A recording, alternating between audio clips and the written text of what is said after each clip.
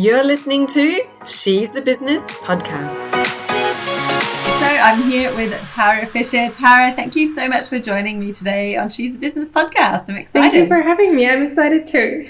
That's so cool. So Tara, you said you're an energetics coach and a spiritual guide. What does that mean? What do you do? Who do you help in your business?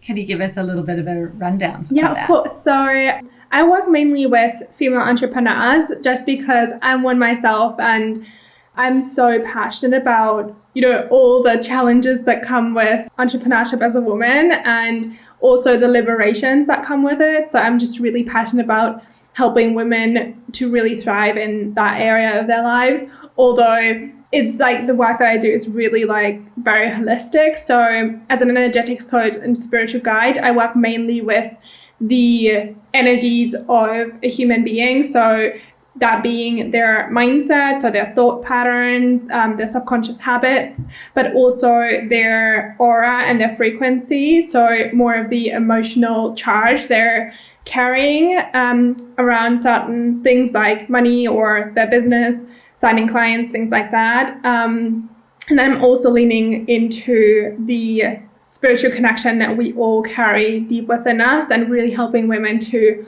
unlock that and understand how they can use their connection with source to make their journey of entrepreneurship a little bit easier. Wow, there's so much there that we can dive into. So I'm just keen to understand, I guess, first off, what do you see are the specific challenges that women have as entrepreneurs that, you really are there to help people to overcome and resolve? Yeah, so I think the biggest one being that doing business in general is such a masculine way of doing things, right? We all grew up in a masculine dominated world and society, and especially when it comes to business, there's so much emphasis on the masculine approach to things. So being very productive, working long hours, taking a lot of action, and anytime you're taking a step back, maybe going a bit more with the flow, you're lazy, you're never going to be successful and things like that. And because that's not our true feminine nature, what happens with a lot of entrepreneurs is that they either very in the beginning or later down the line hit this brick wall of realizing, okay, the way I've been doing things or the way I'm doing things isn't working for me because it's burning me out, it's making me feel a lot of resentment, or it's just not working and I'm not seeing the results, or that I'm doing everything that everyone says I should be doing.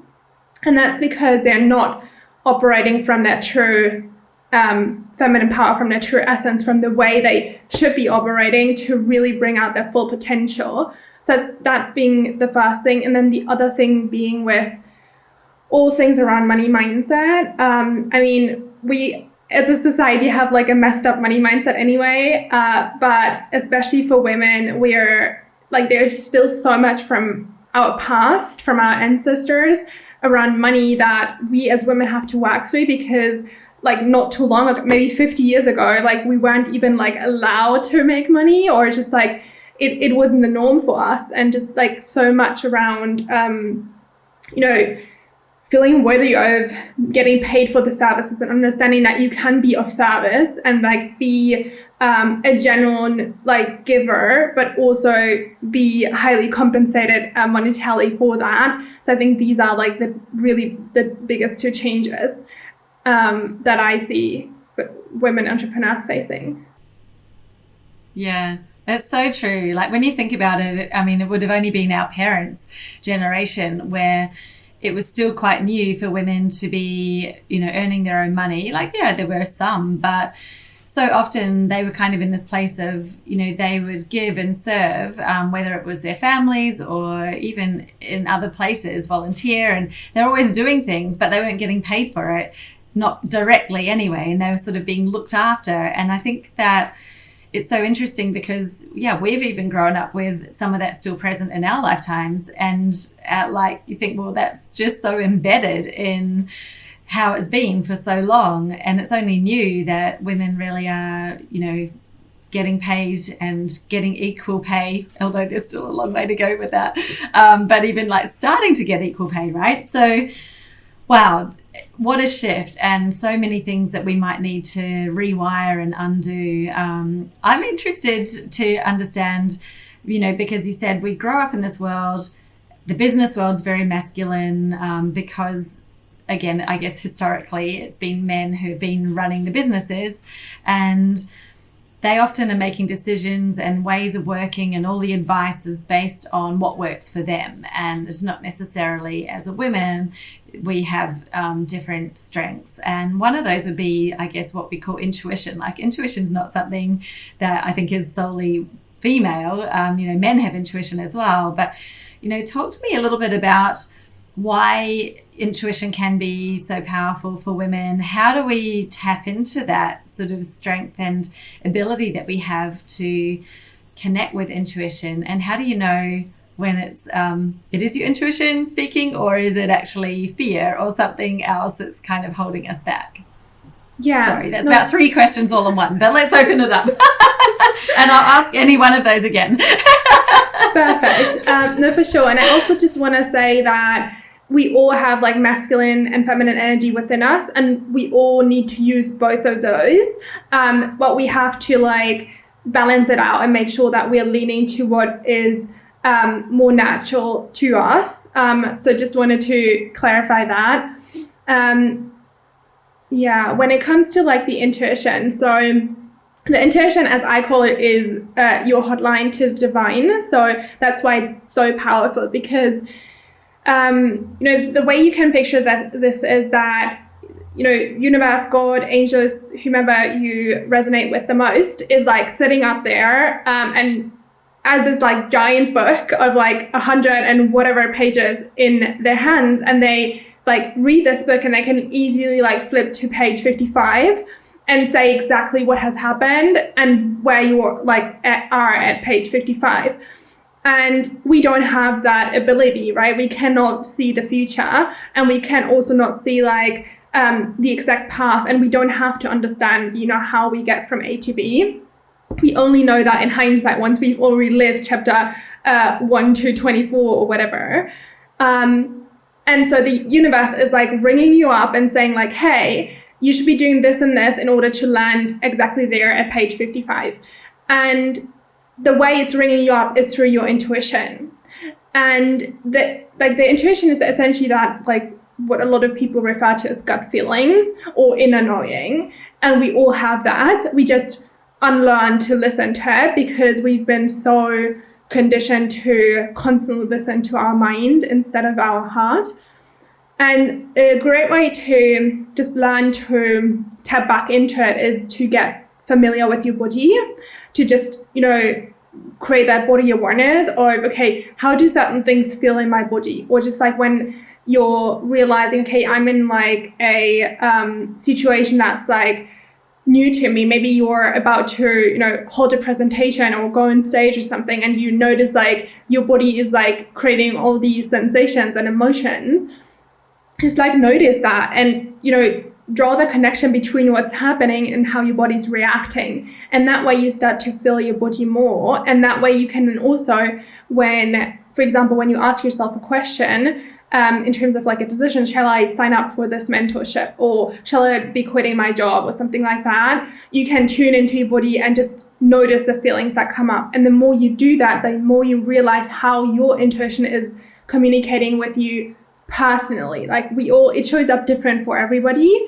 And it's just like about training yourself to recognize it, to see how it shows up, how it feels in your body. I mean, I can describe how it feels for me if that helps people. But so for me, it's just like this in like my gut area and like my womb area. It's just like this really fuzzy feeling of like, I just know, like, I don't know why. I don't know like how I know. It's just like, no. And it's like this fuzzy feeling, like a tiny version of when you first fall in love, kind of, but like not that intense. Just like really warm and like, just like this inner knowing of this is what I have to do right now. And sometimes it's also just like a like sudden drop, and like I feel it in my heart. I feel like, okay, this is like undeniable. Like I have to do this right now. It's like this strong desire almost to do something, even if it like sounds crazy, and it takes time and practice to not let your mind get in the way. So in the beginning, like an exercise that I love to give my clients is to just every day look back in the evening and think about, how did my intuition guide me today? And just like write down that one thing every single day for like a few months. And then you realize you should kind of train your awareness to pay more attention to intuition. And the first few times you may have no idea what your intuition guided you to do, but like you at least practice to build this awareness. So that's really helpful. And then, you will know with time. Yeah. So I'm curious, because I guess for me, and probably a lot of people as well who might be professionals and have been to university, and like we've literally been trained to think. You've been trained to use your brain to figure stuff out your whole life. And it's probably natural to listen to your mind because that's what is natural. So what do you do in order to kind of switch off from the mind? Like, is there anything that you can do to put yourself into a state where it's easier not to listen to the mind and to be able to quieten that down and maybe tune into the body? Is there anything that you would say, these are some tips or something that you could do?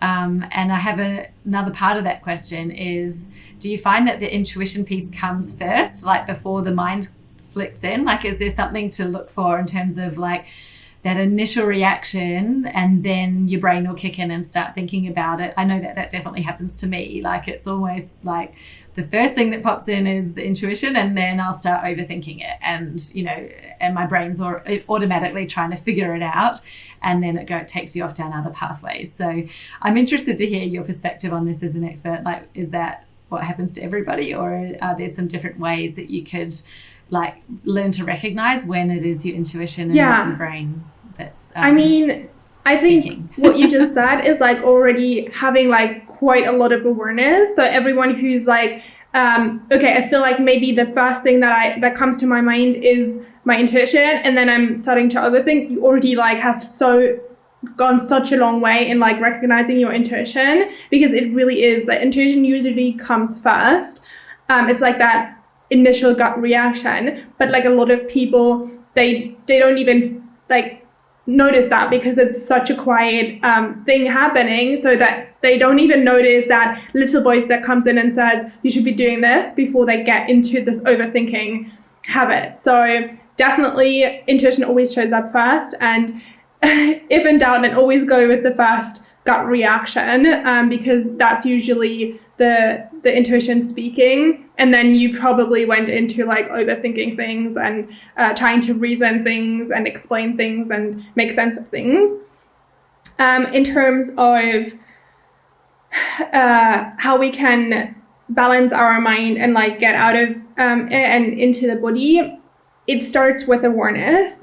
We have to obviously first understand that we are overthinking, and the best way to kind of recognize that again is to create this awareness of how things feel. And I know, for example, for me, when I'm overthinking, I just like my mind starts to feel like it's exploding, right? It's just like I'm so in my head, it's like so much pressure like up there that I'm like I can't even think straight anymore, and like it's racing so much. And then I usually know, okay, I'm approaching this from logic, I'm approaching this from mental power rather than intuition. And then what helps is usually to just get your mind off things. So I wouldn't recommend to like go straight into looking like into your body and like trying to find the answer, because usually that's then like coming from mind too. So you want to just postpone the question for later, just get your mind off things, do something else until you feel like, okay, you've got a clear head again. What really helps me to just like get out of my head in general is like being in nature, or even like meditating, or like breath work, things like that, that really help me to just like get back into my body and become present essentially. And once you've got the feeling of, okay, I'm not like overthinking anymore, I'm just like present. I've got some space between what just went on and like the question that I have to answer. Then you can like take a deep breath and just feel, in your body, whether it's in your heart or in your gut area, in your womb area, and just address that question. And like in a meditation, you would just like close your eyes and ask yourself, for example, shall I be quitting my job? And then the first reaction that comes to your mind, if it's a yes, it's a yes. If it's a no, it's a no. And like also just for this present moment, right? You can ask this question, and then maybe in 2 months you get a different answer. So if you get a no and you're not happy with that, then just maybe ask yourself, okay, what needs to happen for it in order to be a yes, right? If you want to quit your job, for example, what needs to happen so it can be a yes? Or is there something that I need to be learning or doing to be able to do this? Yeah. Mm-hmm. Yeah, that's awesome. And so my other question around this, because, I think that, and I speak a little bit from personal experience in learning some of these signs and cues a bit myself, but I feel like still just learning. Understanding the difference between this being like the intuition, I'm being guided to make this decision and go this way, versus my sneaky brain or inner critic coming in and telling me, no, not to do that, and trying to keep me safe. Is there a different feeling that you would have in your body if it's the fear speaking versus your intuition guiding you? Like, is there a way that we could determine how that feels differently? Yeah, definitely. I mean, fear shows up way different in our body than intuition. Intuition is usually like feels very safe, very secure, and very calm. It's like super peaceful. There's like no energetic charge or whatsoever when it comes in.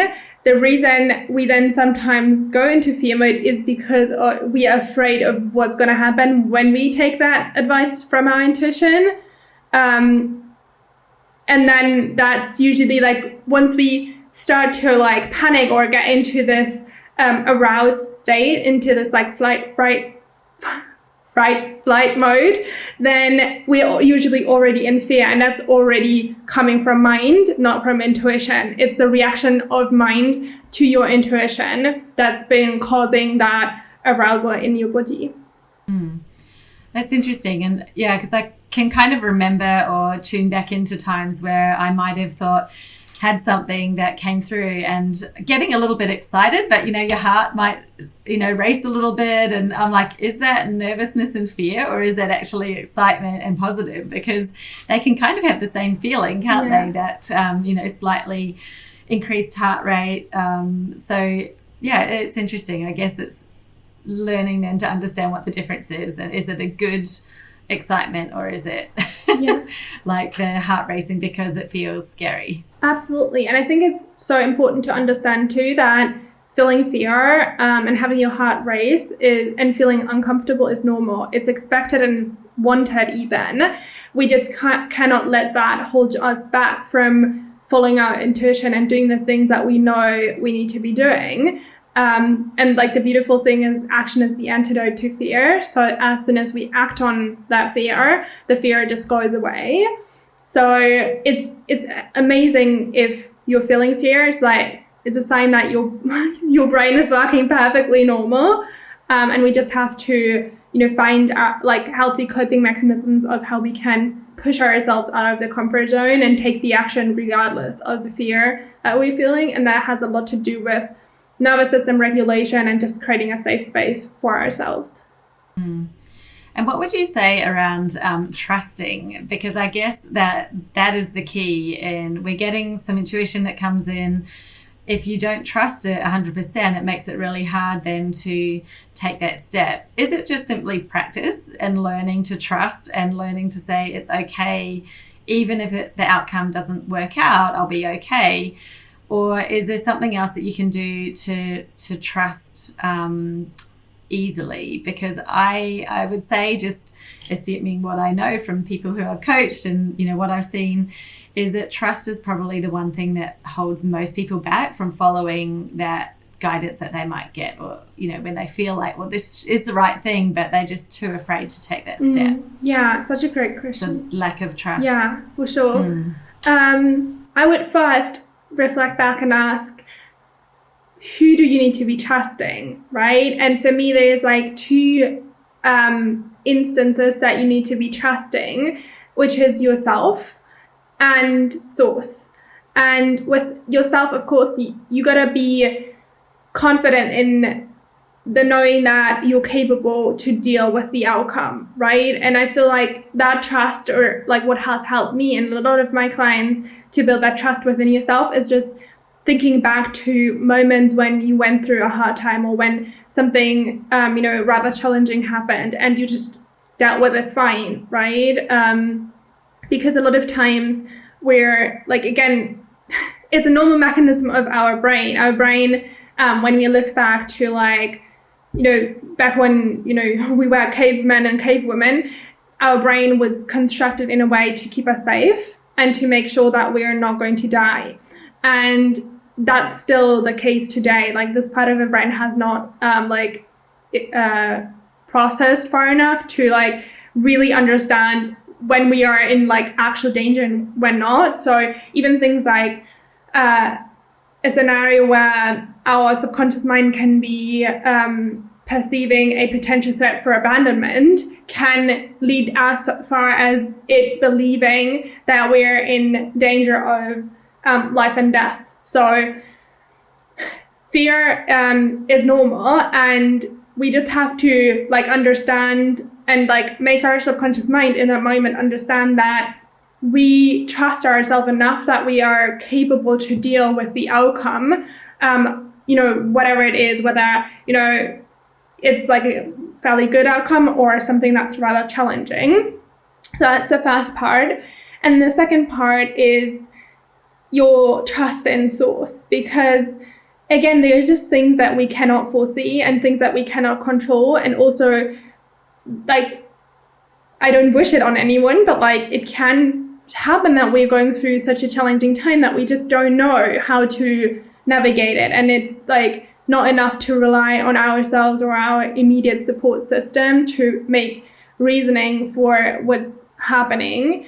And I think it's so important to just nurture your relationship to source and really understand that it's not just some abstract thing out there, but that I love to personify it and kind of see it as my mom or my dad, or just someone I have a really unconditional relationship with, and just know, okay, they're taking care of me, they're wanting my best, they're loving me unconditionally, and I can always lean on them for support. And again, that also requires a certain degree of willingness to surrender and let go, which again is part of trusting, right? Because if you let go and if you surrender, you're essentially putting all your trust and your faith into that higher power to say okay, look, I don't know what's best for me right now. I don't know if that outcome is the best, the way I picture it right now, but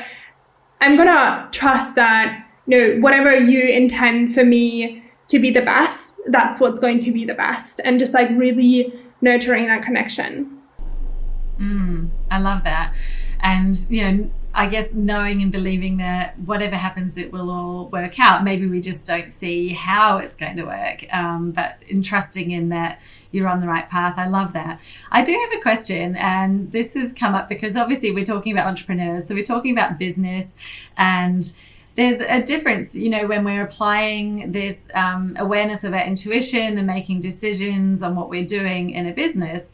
It can have big impacts in terms of how often these things are coming in, how often we're making decisions, what they are. And what would you say around somebody who maybe feels like they get a lot of different, whether they think of them as ideas or, or guidance that's come into them, their intuition.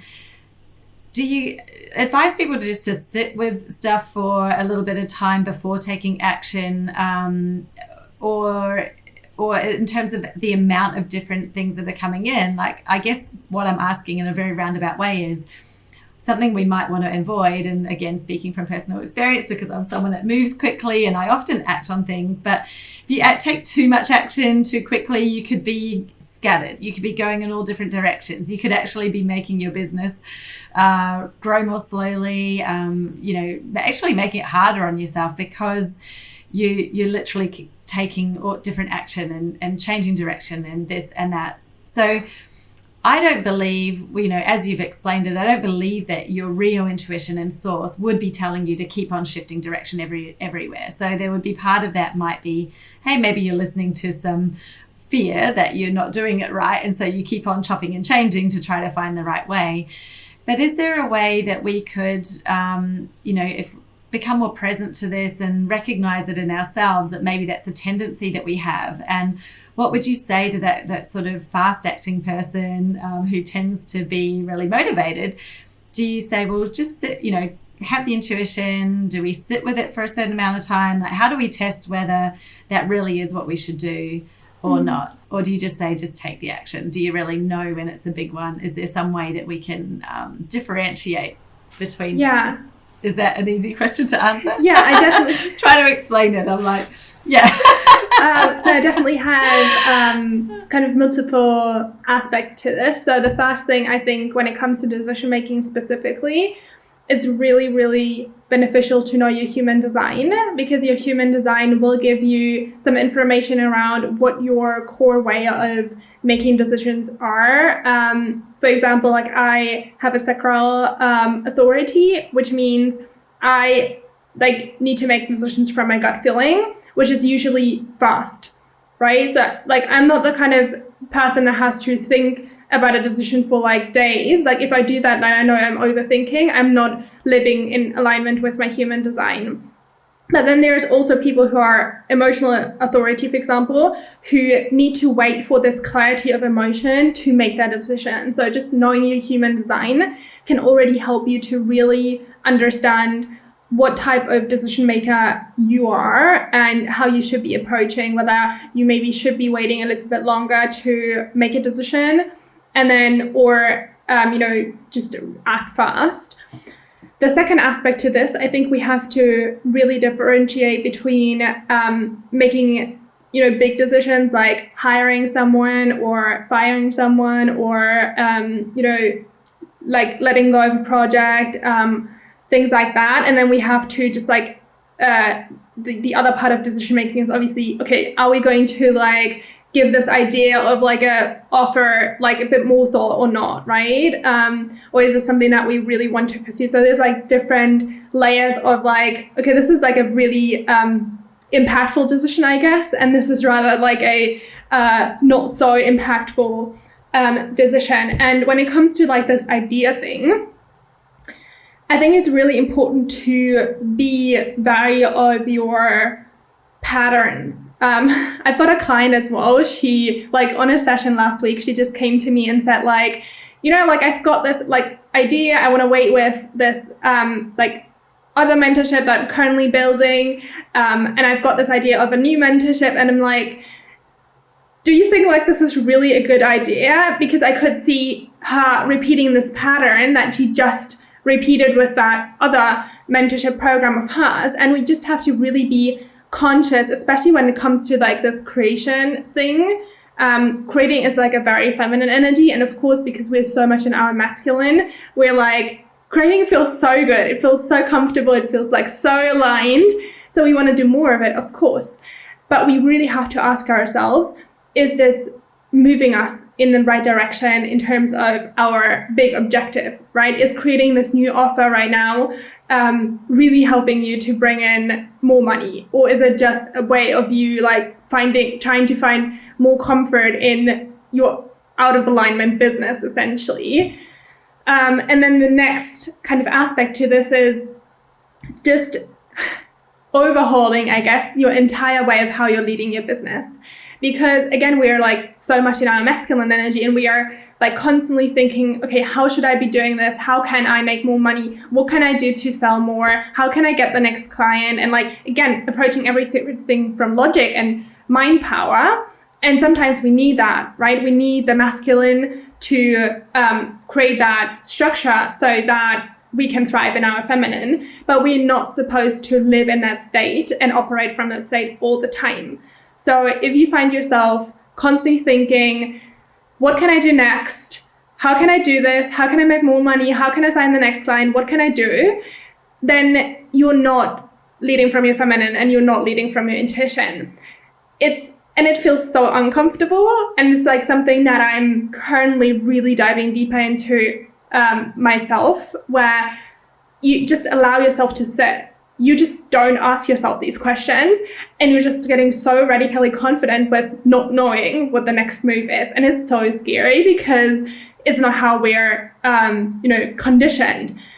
But then when you create this space, when you don't ask yourself constantly, what's next? What do I need to be doing? What can I do?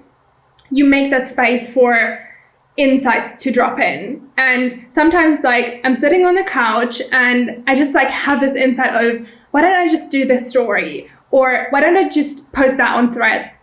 And these are then the messages of the next steps that I need to be taking in alignment with my unique path. Oh, that's so good. I love that, because I can think there are times where it's like so busy thinking about what do I need to be doing next? What is the next action? That your brain doesn't have that space. And it's really obvious to see it because there is literally nothing coming up saying, hey, I should post this on Threads or I should post this on Instagram. Like none of those ideas or inspirations come through. Whereas at other times, it's almost like they're just on a tap flowing. So like contrasting those moments, it can really, now I can see that's when I'm in my head thinking, what do I need to do next? I'm trying to drive myself with the productivity, and it really dampens down the creativity. But I love that you brought up creativity, because reflecting on that, and I think this would be useful for others listening as well, you know, as you were talking about it, I noticed, you know, I get really inspired when I'm creating something. And I think that this has been something that's driven me to create many different offers and programs over the years. You know, when I was looking back at, you always feel like you're not doing anything and you're like, hang on, I've created a membership, high-level group coaching programs, a signature course, mini courses, a podcast, like plus all of the masterclasses. Like there has been a lot, and in actually really short amount of time when you consider how much work goes into them. So here you are thinking, I haven't even really done anything. It's like, no, actually that's insane, the amount of things that you've created.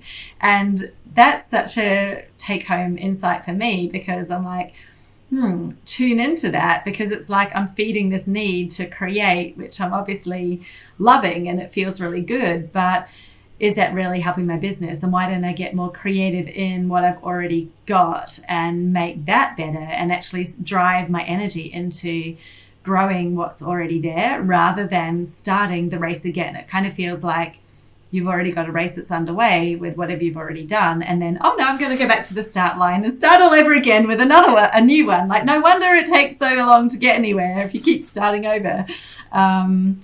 So that was really amazing, so powerful. Thank you for sharing.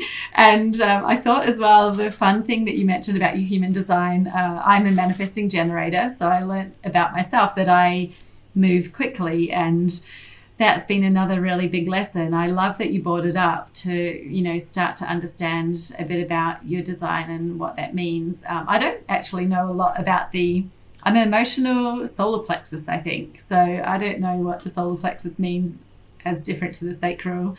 But that is, you know, then it gives me a clue of, well, maybe that's something I could go and find out a bit more about and really understand how I can tune into that decision-making part of me. So thank you for making that suggestion, because I think it is really beneficial to understand more about yourself, isn't it? And sure. The kind of questions that you can ask yourself. So thank you for sharing those. No, absolutely. Can I just say something to that as well?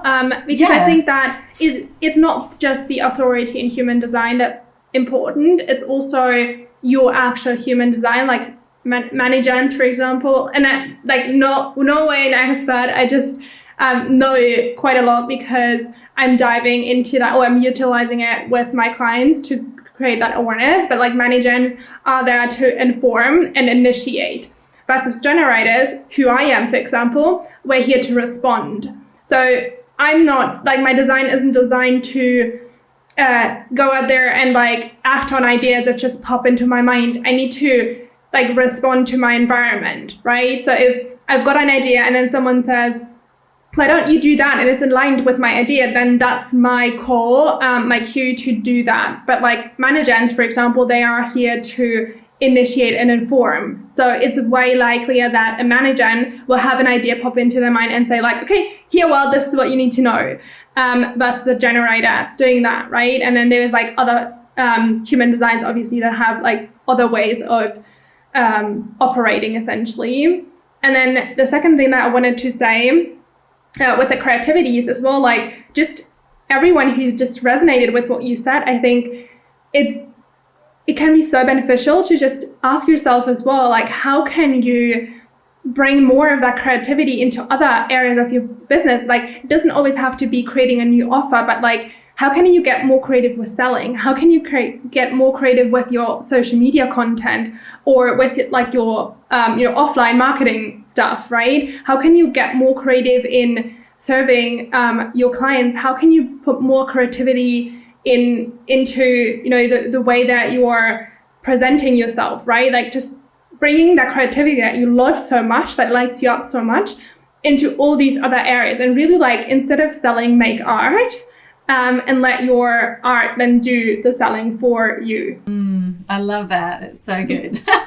Thank you so much. It's been such an enlightening chat. And I was wondering if you had anything else that you're like, oh, I really wanted to share this, or it's a whatever is in your intuition right now that you think people really would like to know. Do you have anything that you wanted to share at the end of the episode? Yeah, I think we covered already like so much. And I think like, for everyone who's resonated what we talked about so far and just thought to themselves, okay, maybe I am very much in my masculine energy and I could definitely benefit from some of that feminine energy, just to like explore, right? And just put yourself on a challenge similar to what I'm doing at the moment, of just like for a week, right? Create so much white space in your calendar, like literally like at least 2 hours a day where you just do nothing. And like for just a week, challenge yourself not to think about what's the next thing I can do, what's the next step, just like be, right? And get comfortable with this uncomfortable feeling of I need to know, I need to figure it out, and just see what happens from that space. Because I promise you, you're probably going to have like a really great idea that's going to really create some massive shifts in your career. Yes. Oh, I love that. I think that's definitely been something that I've been experiencing this year, is as I've slowed down and I'm learning to just, let go of some of the ideas or not take action immediately, and sitting with it. It's amazing the clarity that comes through, and it's amazing actually what does happen when you're not trying really hard to push things to be. And I see that a lot in some of my clients as well. It's like, especially high achievers. I think, we've got this high achieving background. It's like you think, I should be there already. I'm going to make it happen. And you've got all of this energetic force going forward. But it's like sometimes you actually need to, as you said, surrender and maybe let go of that and just let it be where it is, without saying, I'm just going to sit on the couch and watch Netflix. It's like, it's not that. That's not really going to do much for your business, but you don't have to be pushing the business and working yourself to the bone in order to make things happen. And I've definitely come from that environment back in the day when I was an employee, of like working all the hours and, nose to the desk and in your computer, always doing something, to then thinking, well, actually just as much happens when I'm taking my foot off the pedal, when I am at swimming lessons with my kids or down at the beach, and the business is still operating even though I'm not actually there doing something. So it's kind of just taking a different perspective on it. And I love that you're sort of saying, hey, you're never going to know unless you do. Just trust and surrender and just have that moment and see what happens. Yeah. Tara, you've been so, I love this discussion. I think there's so much in here. I know we've only scratched the surface of all of this. intuition, guidance. And it's really, I think what's amazing about it is whether or not you feel you're already a spiritual person or you're not at all, and this has felt very woo-woo for you, that's fine. Thing is that this is all what's come in within us. We all have the ability to be intuitive, and we all have it within us. It's just whether we're listening to it right now or not, and how much you're listening. So hopefully Tara has inspired you just to start asking the question, maybe be a bit curious and think about it a little bit more. But if someone really wanted to dive more deeply and are just thinking, wow, I love this idea and I want to start learning more about it, how could they find you, Tara? Where do you hang out online? What's the best place for them to connect with you? Yeah, so I'm sharing a lot of like snippets and like quick advices over on Instagram around all the topics that we talked about. My handle is tara.fischer. And also, like, for those who just are really curious on like deeper things, my podcast, obviously, the Be Magnetic podcast, you're going to be a guest on it too soon. So that's definitely a place where you can just like have a bit more of like a deeper dive. And then if someone is excited to maybe explore that for themselves and they want to have guidance, they can check out all my offers on my website. It's tarafischer.org, or just reach out to me on Instagram, and I can walk you through the stuff that I have available, and also kind of we can discuss what may be the best option for where you are. Yeah, that's awesome. Oh, I love that. Well, I'll make sure that they're all linked up in the show notes. Definitely hop over and get into the Be Magnetic podcast. Tara obviously has so much to share, and as you can tell, she's really great at explaining things in a way that's easy for us all to understand. So I love that. Thank you, Tara. And please do connect with her, or let us know what you've enjoyed most about this episode today. If there's been something that was just a light bulb moment, you've had a bit of clarity, you're like, oh my goodness, I do that, or I say that to myself. Those are the things that you can take away from today's episode, and just examine in your time when maybe you're in the shower or out on a walk, in nature, connecting with just some space and giving your brain some space, see where that little thread might take you. And that's what's exciting. So thank you. Thank you for joining me today, Tara. Really Thank cool. you so much. And I'm so excited to chat with you again really soon. Talk soon.